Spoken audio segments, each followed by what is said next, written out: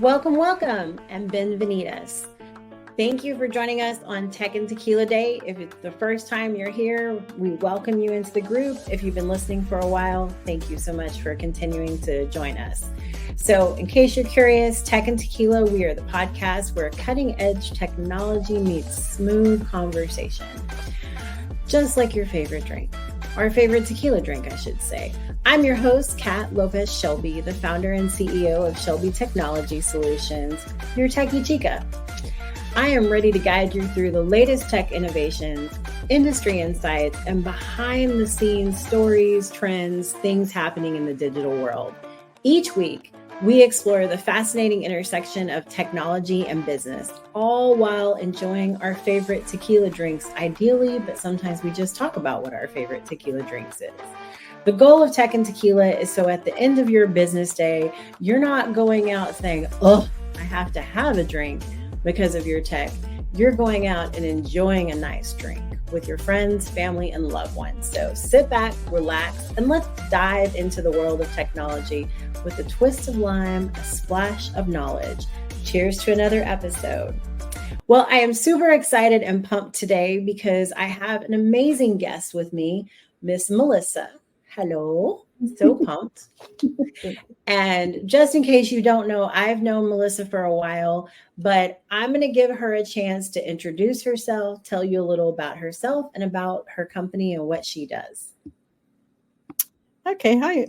Thanks for having me, Kat. And my name is Melissa Pretty, and I have Pretty Digital Marketing. We are a marketing and branding, strategist who we just help our clients shine online.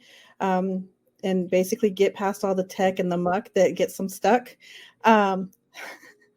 They usually come to me needing more intermediate help at first because they just don't know where to get started, and walk them through all the steps of being able to prep for a website. They may not have a website at the time, or they may have one that they built on their own.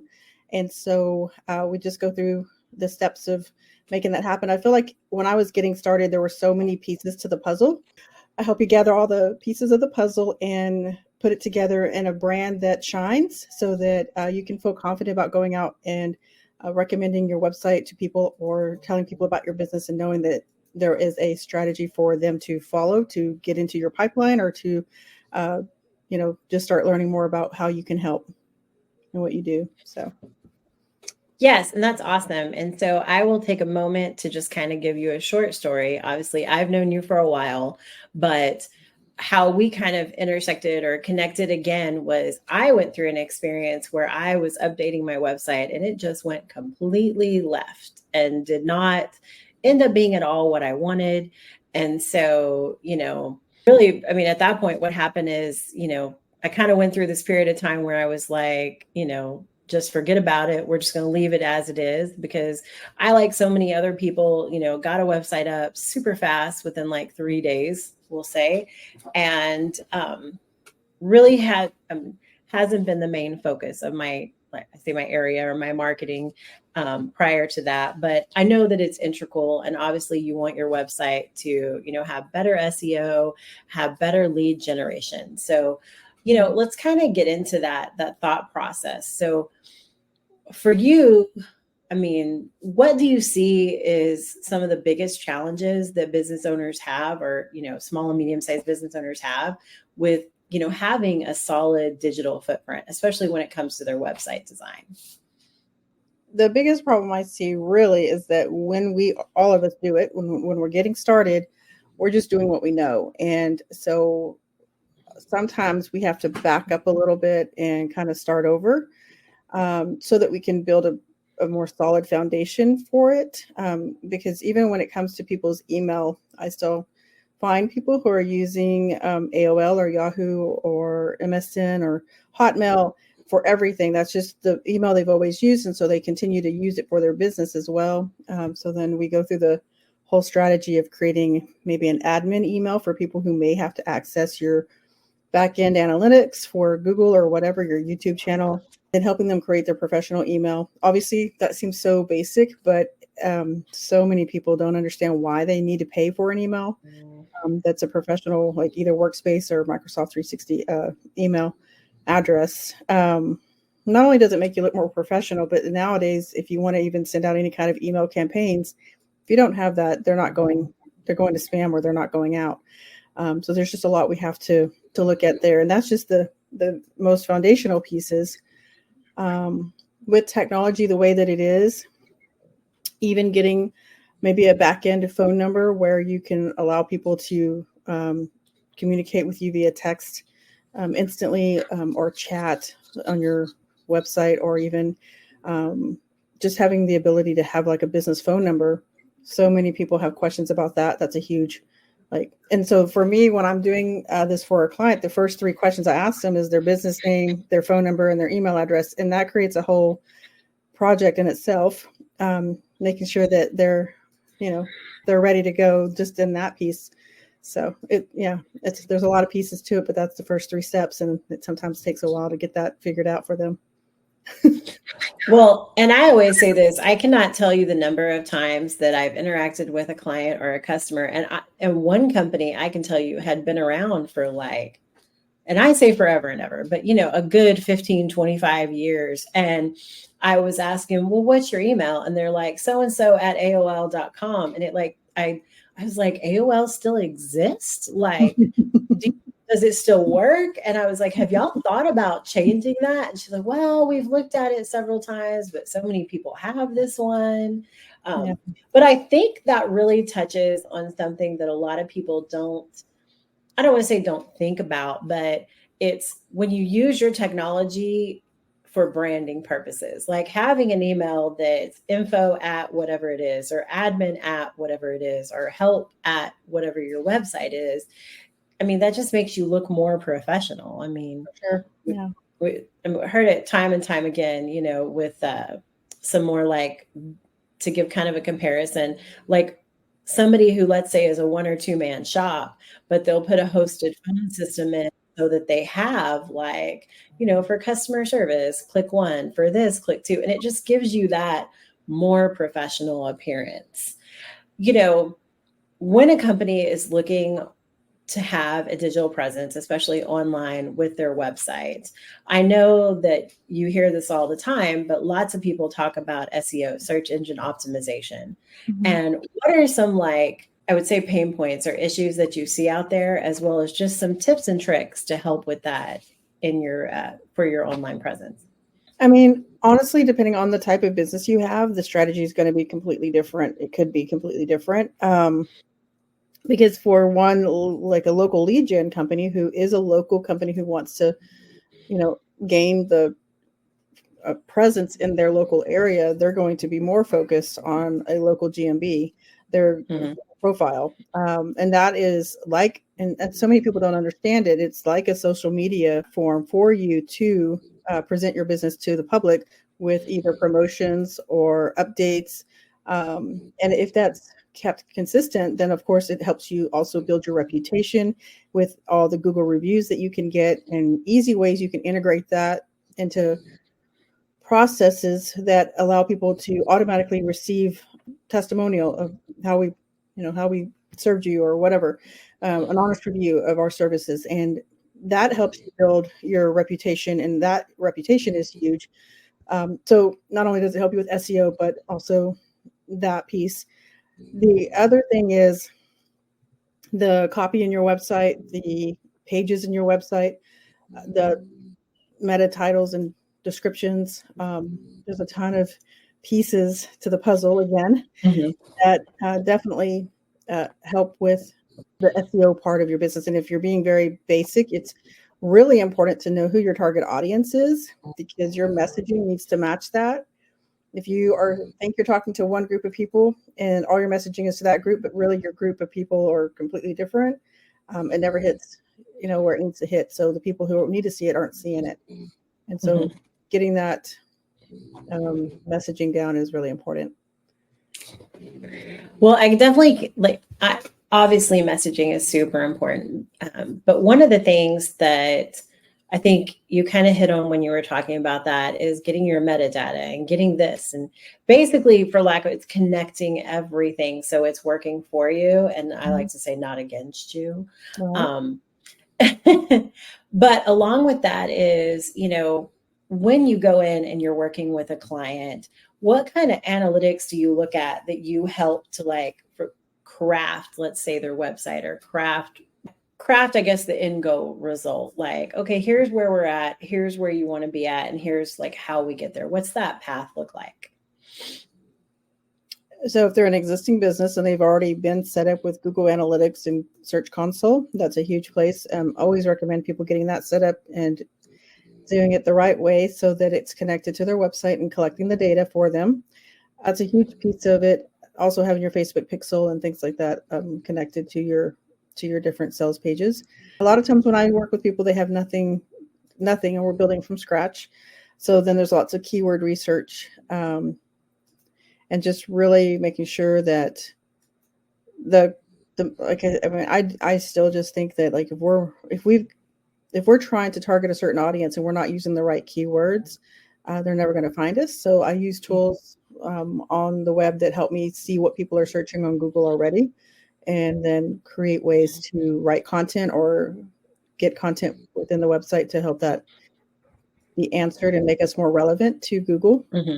So, well, and I think that touches base kind of on where I was going to go with the next set of questions. And that is, we talked about search engine optimization and utilizing your website, the analytics and things behind it.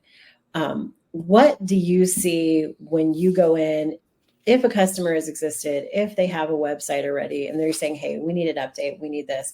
What are the most common mistakes that you see, or things that need to be updated that you see with a business that's coming in and saying, we're not starting from scratch, we've got this, but it's just not doing what we want?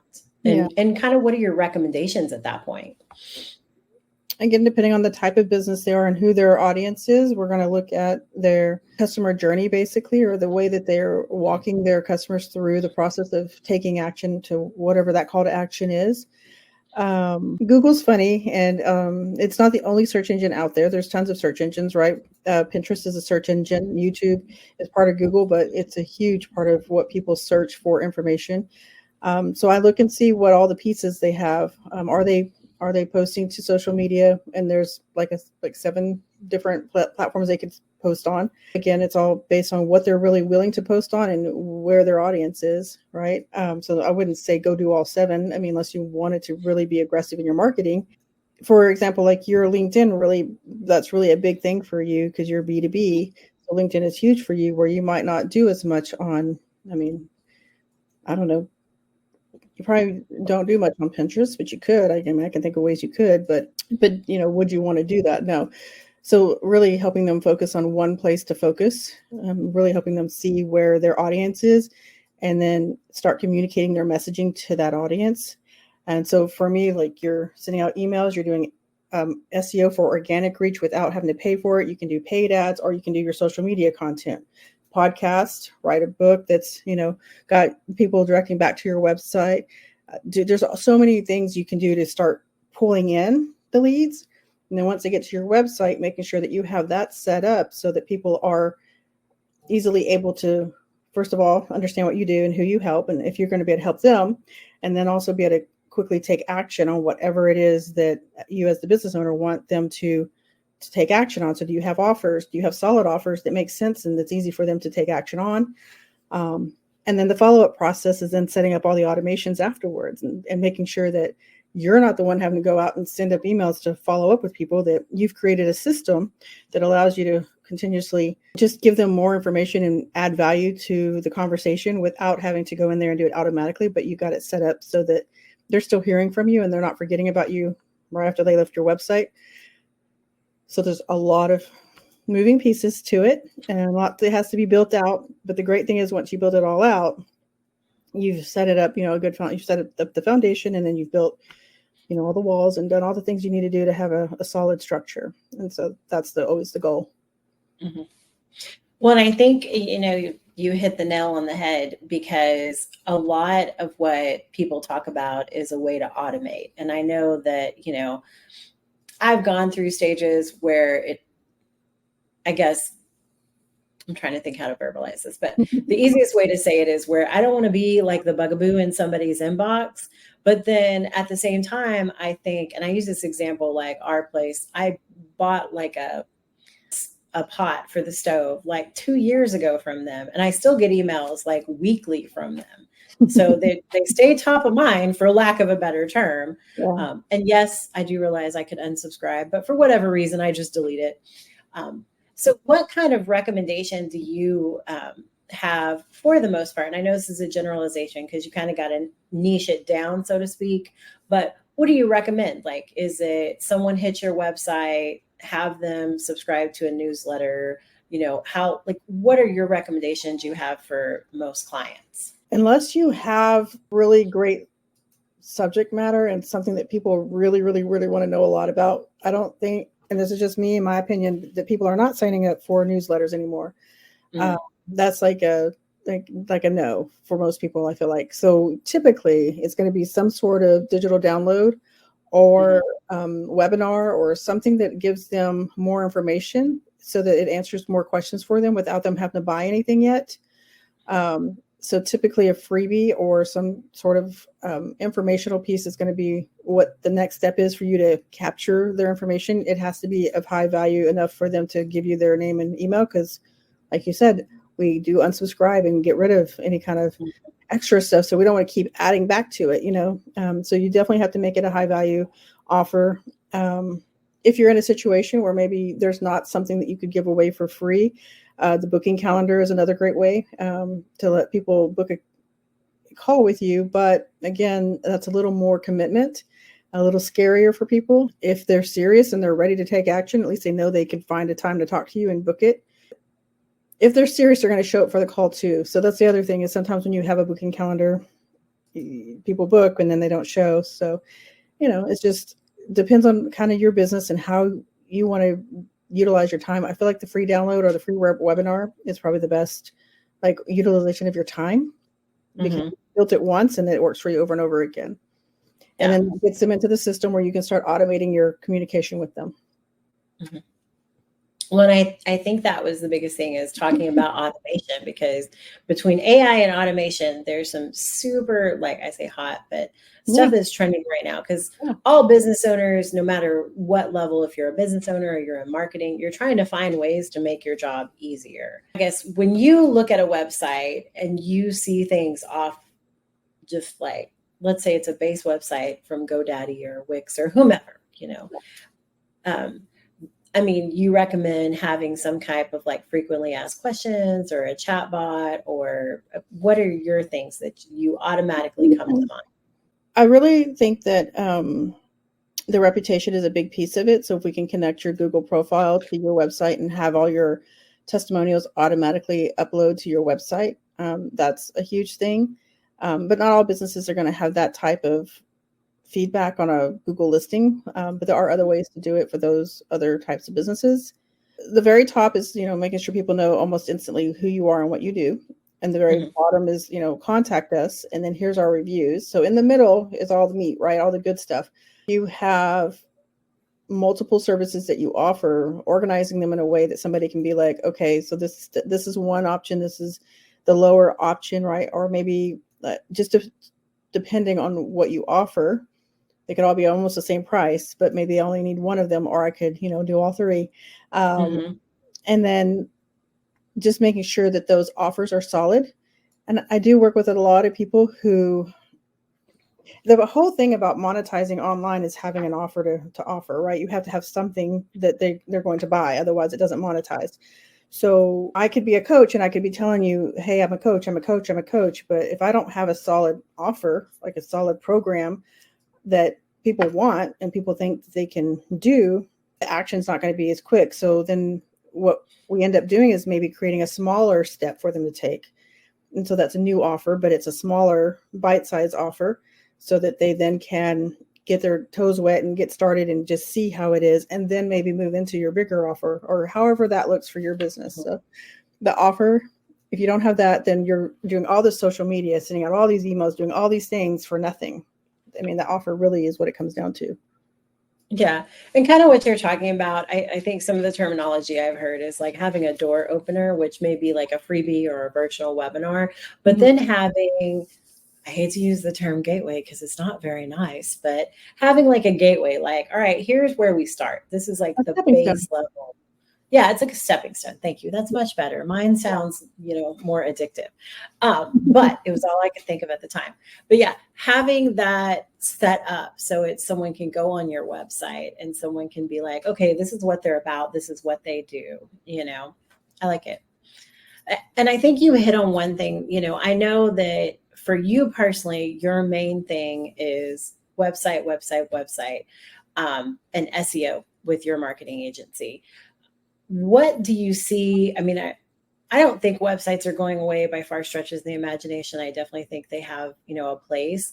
But, lots of people, I think you touched on it, do Facebook, Instagram, TikTok, just to name a few. Mhm. Um, and, and podcast. So is it something where you should, whatever platform you're active on, you should have linked to your website so that someone can add that as another means to kind of build that, I would say rapport, but relationship, or however you want to verbalize that right there.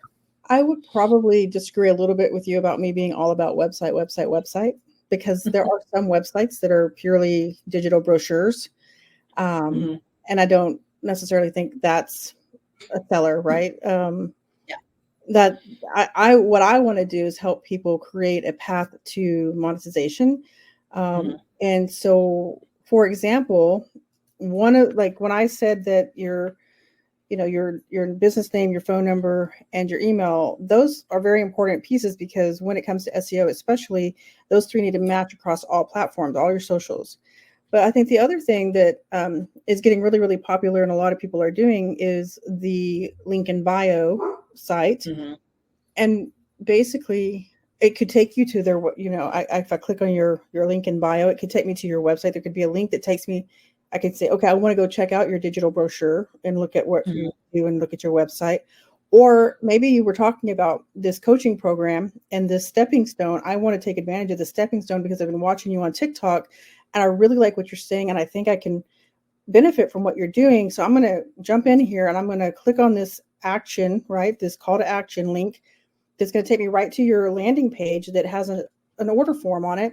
And I'm going to be like, okay, it could be a sales page that leads to an order form, or it could just go directly to the order form. If it's $27, I don't need a whole sales page for that. Um, Hmm. obviously some content to let me know what I'm getting and what the offer is, and then giving me a great offer. And then I'm like, okay, yes, here's my $27, take it, or here's my $100. Um, I want that, I'm ready to get going. I want to jump on and do this. And then I get into your world because after I've submitted that, then you've said, hey, come to my free group. And I join you in your group. And then I'm like, okay, now I'm like friends with you and I can like hang out with you and all your peeps. And then we're all like getting to know each other. And then I'm really like buying into everything you're talking about. And this is what, you know, this is where I want to be because I'm learning so much and getting so much value from this. What are her other programs? Oh, That's the idea. no, I like that. I definitely think that that is a good point because having just like we'll say an old school brochure online is not going to make people like, oh, okay, I need to call them. I mean, I think it's twofold. Number one, it doesn't give them a call to action to be like, all right, I should talk to him. But also in this day and age, people want everything to be easy. They want to be able to click and schedule an appointment. I, you know, one of the people that I network with always talks about how different generations like different things, and Mhm. I can give you right now, and I said it in a previous episode, my mother, if I could find her a Southwestern Bell telephone book, would be like over the moon Right. excited. Yeah. However, my 21-year-old son would rather be able to text message and just get like, I just need this information, or more. And maybe it's more of your buyer, I would say, journey in kind of a way Mhm. where you're going to have some buyers that are like, hey, I can pretty much do this on my own. I just need like some recommendations, and that's what I'm going to you for, versus somebody that's like, I want someone to hold my hand, Yeah. you know? Yeah. So. But also with the websites, and I say brochure. So, like, if I'm looking for a plumber or an exterminator or a foundation person, I'm looking for something way different, and it's going to be a completely different type of interaction with the website and with calling the office or talking to someone at the the receptionist or whoever answers the phone to like get more information. That's a way different experience, and that has had a lot of evolution as well, and making that more strategic and streamlined so that they also can handle their sales calls better and get more conversions. But then if I'm looking to like learn something from somebody, that's a different experience. And so then that's a whole nother journey, right? And so I definitely know that I work with both clients.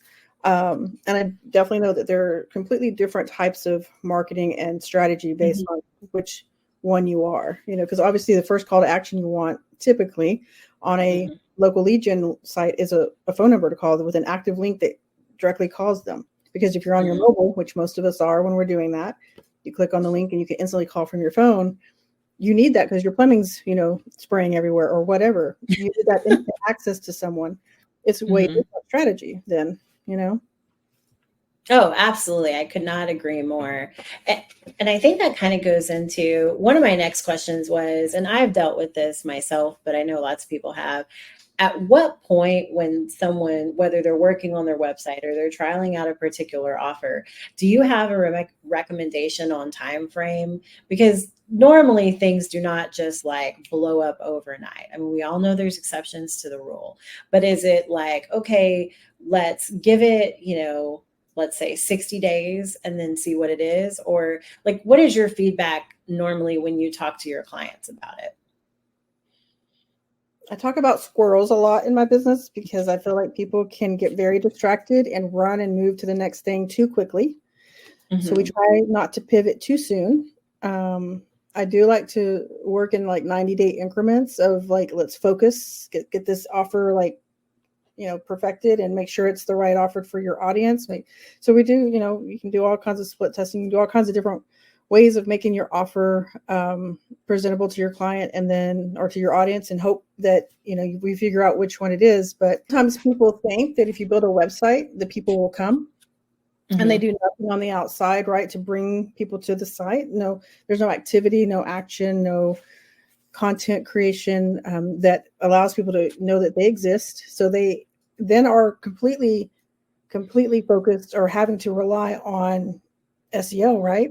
And so SEO is the slow way to get business because it really does take time for Google to crawl and to do all the things to get you ranked. And you have to be completely active on that. No matter what, you're going to have to be active on something to constantly have that ability to grow in your rankings. If you're not creating content on social media or you don't have an email list, you can build all those things. You can create all that stuff. But if you're not doing that, your website's just going to sit there and it's not going to get any action anyway. Unless, you got lucky and you got some really great SEO strategy in place the first try. Then people will find you and you'll get some activity on your website. But I have had clients who literally thought the floodgates were going to open as soon as their website launched. So if they're not doing anything before that happens, getting them out there in the world, I guess. I can't think of the word right now. I lost the thought. But shining the spotlight on who they are, what they do, and why people should work with you. The who, what, when, where, why. Yes. Let's take it back to, I was going to say, let's take it back to the days of, whatever, education, because that's where I think of when I was in college. But yeah, no, I think you like really hit on a good point that even like with someone like yourself, it's not just a one and done. It's not like, okay, we updated the website, now you're good to go. It's you really have to have kind of, and I always use the term campaign, but this idea of, okay, our website is here, and have that cohesive line between the website, your online presence, whether that be TikTok or whether that be Instagram. And by all means, you can disagree with me, but sometimes I think it can be overwhelming for someone to be like, okay, I've got to do this and Instagram and this and this and this. And some of the advice that I've been given is Just focus on one platform besides your website and get really good at that. Yes, I agree with that 100%.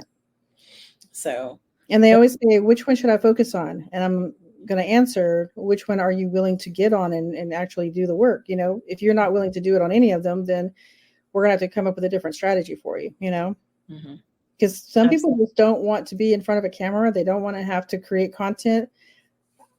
I mean, I even have people who I'm like, at least go into Canva, create, 29 days worth of either quotes or questions or engaging thoughts, whatever it is, depending on what you're doing. And then go into your back office or your business suite for Facebook and post out the 29 days and have it go to your Instagram and your Facebook. It takes maybe a full day, maybe 2 full days to create all that content and get it all posted.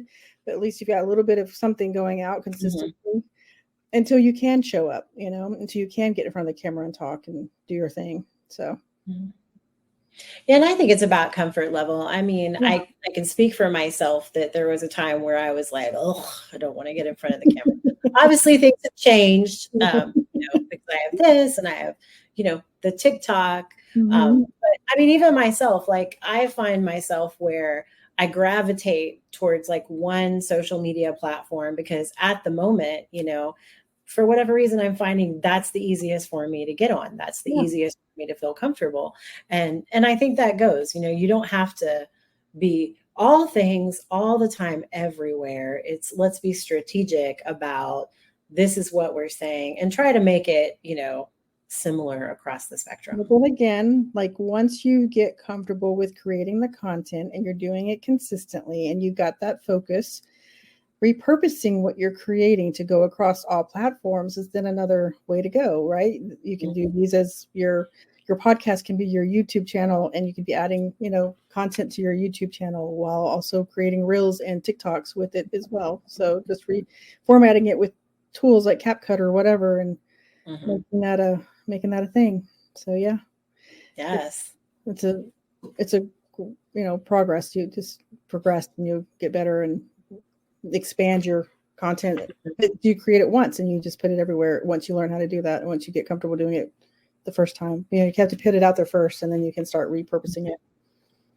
Well, and I think that's a big thing because I think a lot of people, business owners or anybody, they'll compare themselves to somebody's like 24th chapter. And it's like, yeah, but go back and watch what they were doing on like day 1 and day 2. If it still exists, some people pull that down. They're like, oh my gosh, so credit. Right.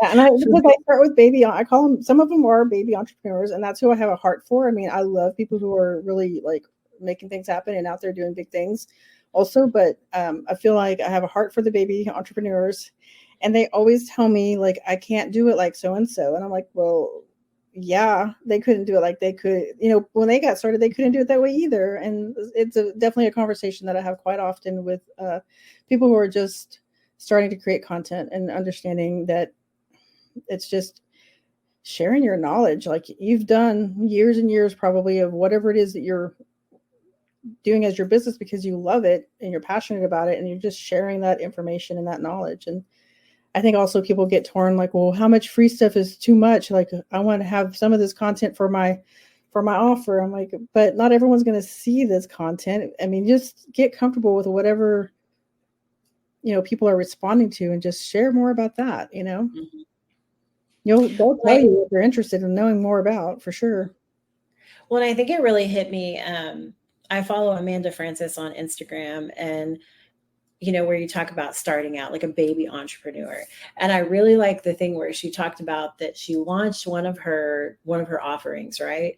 And she was like, she goes, I can't fathom people who decide like, oh, I'm not going to do this because I only had 4 or 5 people sign up or so many people take advantage. Because she's like, if I had not done it the first time, I never would have gotten to the point where I've got, 2,500 people or 100 people that are taking advantage of the exact same offer. That this was just in its infancy. Like it needed time to it's like a baby. It needed time to grow up, so to speak. Yeah. And the great thing about creating content, and I think it's Gary V who says this, but spend 2 years building content and you never have to work a day again in your life because that content's there for as long as the platform's there.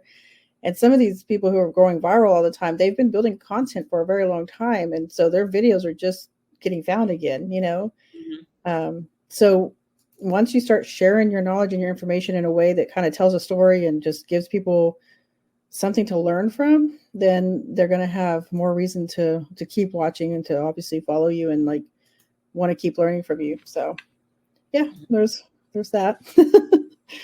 That's true. I love this conversation, and I don't want to take like too much of a left, but one of the things that I wanted to chat about, because just about my experience is, what are some things when you're on the other side, like when you're myself or a baby entrepreneur or someone who's looking to redo their website, that they should ask like a marketing company or a digital marketing company to make sure it's the right fit. Like, and what are things to think about? Like, and I always use this example for me.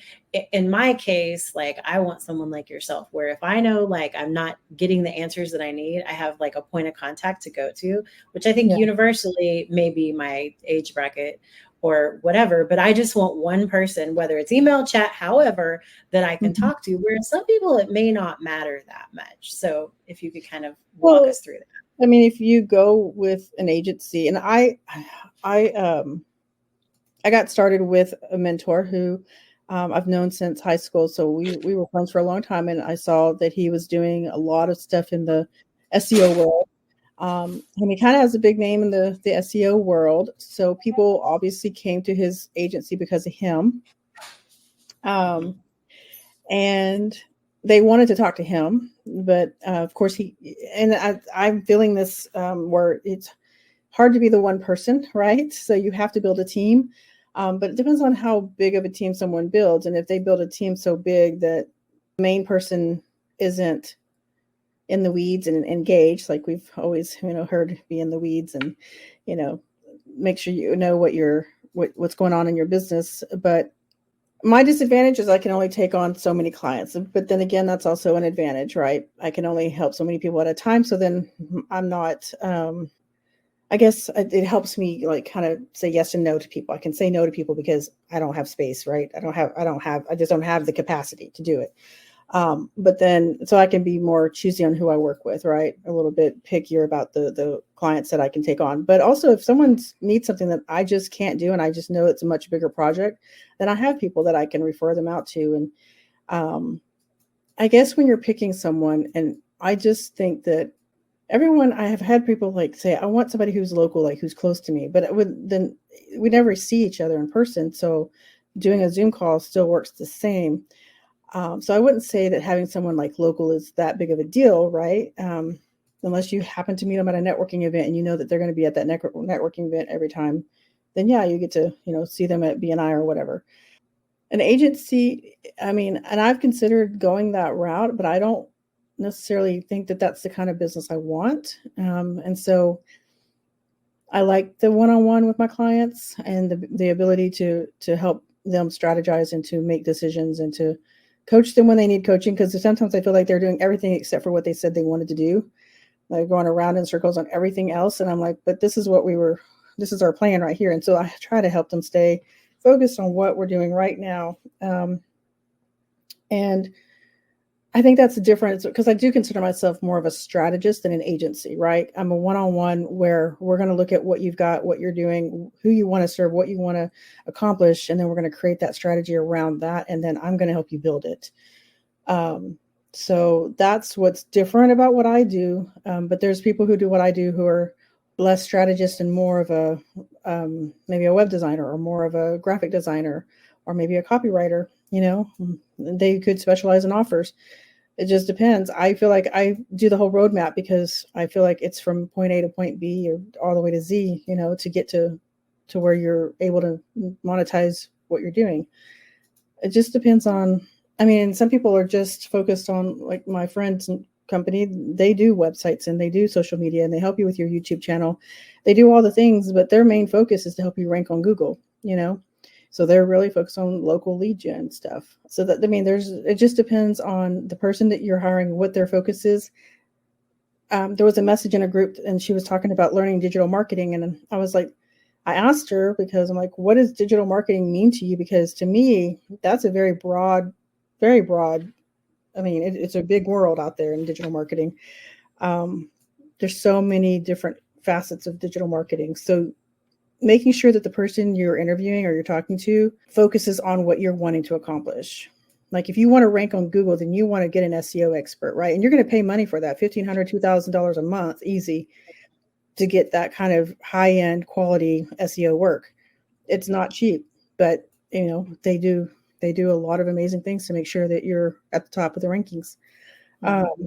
If you're paying that kind of money, you can pay a lot less and maybe get a little bit of traction. It depends, that's it's the free way because you're not paying for ads, but it's really not free because you're paying for the SEO work on the back end. And that's a monthly thing that you're going to have to pay for if you want to stay. It's constant competition to stay at the top there. Where if you want a nice site with different offers and you come up with different programs every quarter, then you're going to want more of a strategist, I think, somebody who's going to help you create those offers and help you get the landing page built and all the things done that needs to be done so someone can actually purchase what you're offering. I mean, it's a completely different world. And then there's people who only do copy, or there's people who only do graphics, that focus just on their specialty. And all that to me is digital marketing. So. Mm-hmm.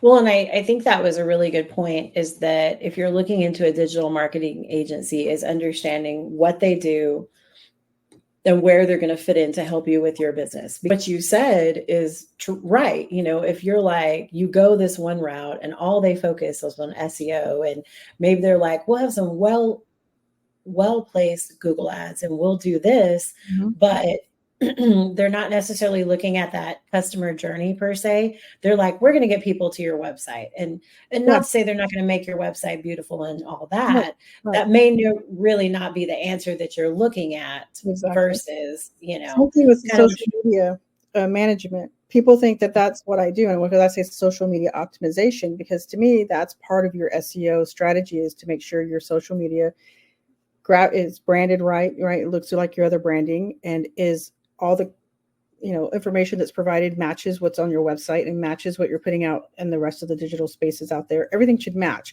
Your business name should be exactly the same across all platforms, your phone number and your email address, all the same across all of them. That's a basic standard SEO strategy. But so many people don't do that. And then if you're creating, Facebook groups or LinkedIn groups, or doing any of the extra stuff that's added on to that so that you can start building community, because you can either gather email addresses or gather social media groups, or do both, right? You can do both, of course. But if you're collecting people in a group and you're able to get on a camera with them and talk to them and be in a group and answer them questions, you're going to build a much quicker, faster relationship with them and a rapport with them. But a social media manager is going to take the content that you're creating and maybe edit it in CapCut and add graphics across the front or whatever, and do your YouTube maybe. And I'm just going to stop there. YouTube video editor is going to be way different than a social media manager. And then a social media manager may focus on Pinterest, and you don't want Pinterest. Maybe you want TikTok. So you need to find someone who's going to be able to help you with that. Or if you want Facebook Reels and Instagram, all that stuff is going to be different, right? And then if you want somebody who does it all, you're going to pay for that. You're going to have to pay a lot for that, because that's a lot, of work. So yeah, to pick one, find somebody who focuses on that one area. And there's even people out there that if you're in front of the camera creating content, you can just batch all that content and then you put it in a folder and you send it off to them. And for whatever dollars per month, they'll take all that and just pick out the snippets of the good stuff, right? And then send you a bunch of reels that you can just upload and repurpose right through all those platforms, and just they do all the work for you on the editing piece, and you just load them to where you want, as you want to load them. Oh yeah, but that's what I do. So that's the thing, is that people get that confused a lot. So yeah. So making sure you ask the right question about it, and making sure you know exactly what you want done. And that you're looking for a social media manager, not an SEO strategist or whatever, in that scenario. Well, and I think that's the biggest thing, is having an open line of communication and understanding, like, this is what I'm looking for. Can you do that? And I always say, with my experience, it, like, blew my mind because at the time I was working with somebody that did graphics for me, and I could literally be like, this is what I want, and tell them like 3 or 4 things, and they just got it. I can't explain how, but they knew exactly what I was talking about. When I would say the same thing to this other person, and it just didn't, like, we couldn't, like, when I said it just looks, I think I said something like, it just looks so harsh. And I kept saying like that over and over again, and not flowy. I guess maybe it's my too hippy dippy self there, but Well, if you have you a style, that's another point. You need to find somebody who shares that style, because know, maybe a guy who does construction stuff for construction websites, he's not going to be able to build you something that's like beautiful and, like, you know what I'm saying? He may be able to. He could, but it's likely he's not going to, because he's not yeah. used to that. That's not what he does every day.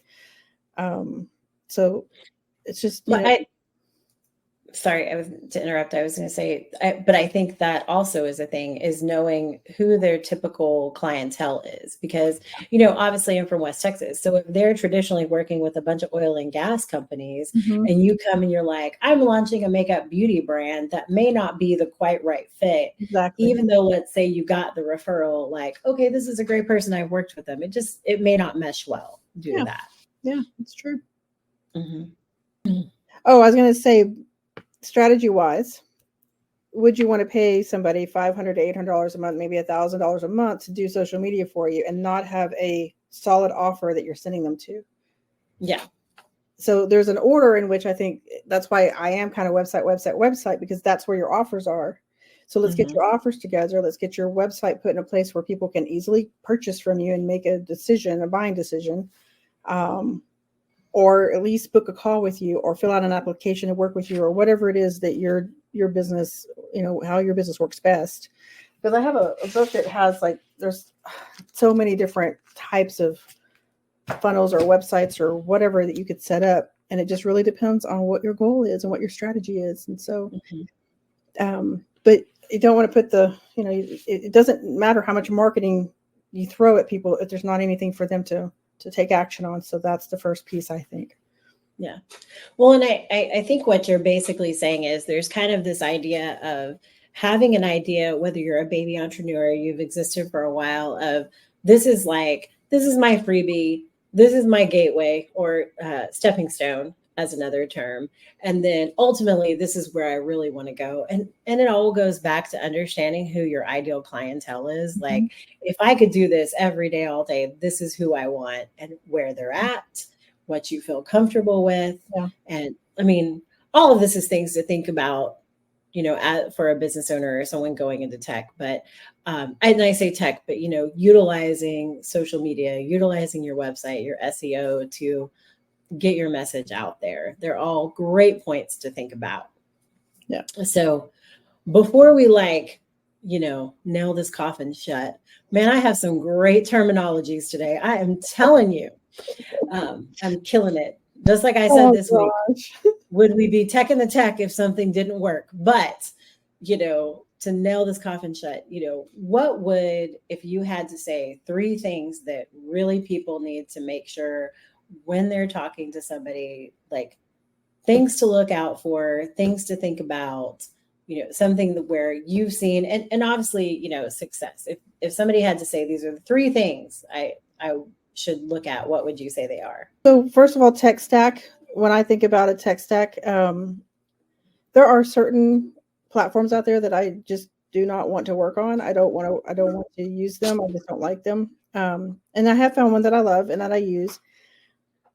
And I want to put everyone on that, but I know that it's not for everyone. But instinctively, I love it so much. I'm like, okay, everybody can use this system. It's going to be great for everyone. I do believe that, but I don't think that everyone's ready for making that leap. So I think that understanding that there are a lot of different platforms out there and your tech stack does matter, because you can piecemeal a bunch of pieces together and make it all work, but it definitely causes a lot, to me, right? It causes a lot of delay in the process because it's got to be integrated, and then sometimes integrations are weird and funky and don't work like you want them to, or it's not doing exactly what you want it to do. Where if you have an all-in-one system, if everything works like it's supposed to, then it's amazing because you only have one system and you're paying for one system and it does all the things, which is awesome. So that's one thing, is because you can be all over the place with your tech stack, or you can get it all in one place and have a nice, easy flow. But then you have to have somebody who knows how to build in that system, because you can also, learn it yourself. You can either speed up the time and pay someone to do it, or you can take the time to learn it yourself and build it out your own self. That's obviously true on any platform. But the integrations then causes a whole nother headaches, right? For the tech stack. The next thing is just getting really clear on what you want to offer, making sure that. So I had a client who created a course, and she did it in one day. I was so impressed and so amazed at her. She did have a really great platform to be able to present this on, and she made $16,000 in one day. I thought that was pretty incredible. Just sharing her knowledge in a course, and it wasn't even that expensive of a course, just that many people bought, right? So she had the perfect storm, though. She had the right audience. She had, a platform to talk on. She had it built, and she was motivated, and she was committed and focused, and she did it, and we built it together. Like, I did the back end stuff, but she had to create the content, right? But having something like that you can create some sort of offer, even if it is your coaching offer or a tech strategy offer or whatever, just having something that people can take action on, that you can monetize, it makes all the other work make sense. So that's my second tip. And then I guess just understanding who you're working with and what they need, and making sure that they have the things they need, because all the delays in information really slows the process down. And I know that so many people, and I've had so many people say this, like, that's what I hire you for, is to do all that. But just know that, we can magically create stuff, but it's not going to, it's going to be stock photos, or it's going to be stock, really bad copy, maybe, because we don't really know, enough to be able to create your real messaging. And so it takes time, and you want to work with that person one-on-one to kind of really get that nailed down, so that it's concise. And if I do construction or plumbing or whatever websites all day long, then yeah, sure, I know where to go to get those plumbing pictures that are random stock photos. I know where to, but you know what, my audience, they're going to want to see my team by the office, or my, my receptionist in the office when they walk in. Who are they talking to when they call? Like, they want it personalized. So if you can't, I would hire a photographer. If you can't take the photos, or feel like your photos are going to be good enough, pay the money to hire a photographer to come in and help you get the feel of your business. Or even if you're an entrepreneur who works from home or whatever, get a feel for who you are as a person, so that people can connect with you better. Because it's easy to build a stock image website, but it's not effective, I don't think. It's not the same. It's not the same. Well, and I think it's the level of personalization. Like, how do you differentiate yourself from everyone else? There are so many amazing tips and tricks and things to think about from this episode. First and foremost, I want to thank you for being on and sharing your information. And before we leave, like, if somebody wants to say, I loved Malissa, how do I get in touch with her? So what's the best way to do that? You can just go to melissapretty.com and either book a call with me, or we can connect it on there. Yeah. I love it. Yeah. Okay. So, all right. Thank you. I appreciate you being on today. We could go on forever, I can tell you right now, but then we'd have like a 5-hour podcast. Right. Nobody wants to sit and listen for 5 hours. So, all right. Thank you. Bye. Thank you so much for tuning in to today's episode of Tech and Tequila. I hope you enjoyed our conversation today.